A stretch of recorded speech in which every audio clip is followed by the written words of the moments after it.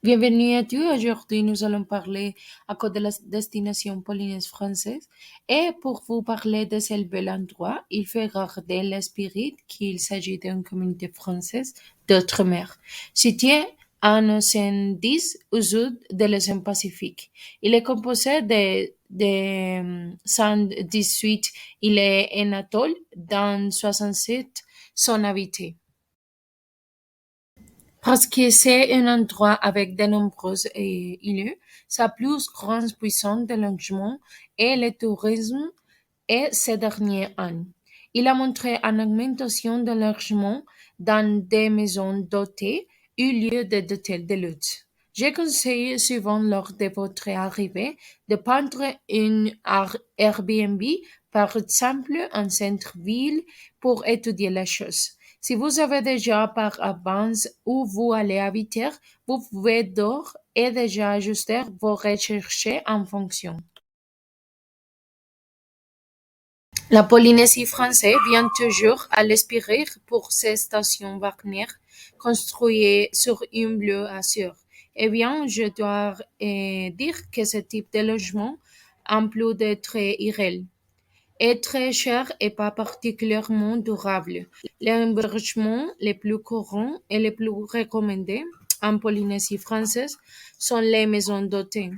Ce sont des maisons privées où des chambres et des espaces communs sont mis à la disposition des visiteurs. Concernant les prix, séjourner en Polynésie française est plus cher par rapport à d'autres endroits dans le monde. Pour vous rentrer en Polynésie française, vous devrez prendre l'avion pour Papeete, la capitale de la Polynésie.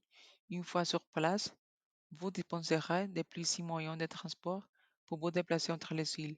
Comme il s'agit d'îles, les moyens de transport sont variés et vont de... Ainsi, pour définir la meilleure façon de voyager entre les îles de Polynésie, vous devez prendre en compte ce que je vais vous dire ci-dessus. L'avion et les voitures sont les moyens de transport les plus utilisés. Il existe des ferries entre certaines des îles proches, comme Tahiti.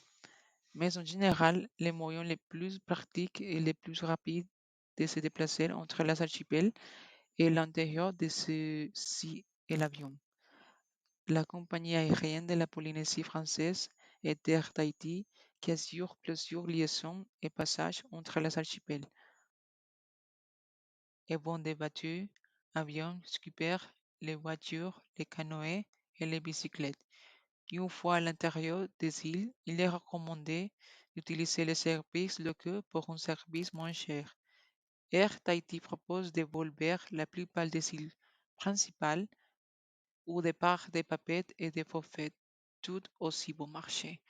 Un conseil très recommandé est d'utiliser les forfaits proposés par Air Tahiti, connus sous le nom de Multi-Island, où vous pouvez obtenir des vols vers 4 ou 5 îles pour seulement 300 euros. Enfin, les routes et les passages que la compagnie aérienne Polynésie française et Tahiti proposait, mais les différents archipels, vous pouvez les voir sur ces images. Sécurité sociale. La Polynésie française et la France métropolitaine ont signé un traité de coordination de la sécurité sociale. L'entité chargée, c'est CLE, qui assurait une coordination adéquate des systèmes nationaux de sécurité sociale des personnes se rendant à l'étranger ou de la défense nationale. Elle jouait le rôle d'organisme de la nation, c'est l'organisme français et les institutions étrangères de sécurité sociale pour l'application des règlements européens et des accords bilatéraux et multilatéraux de la sécurité.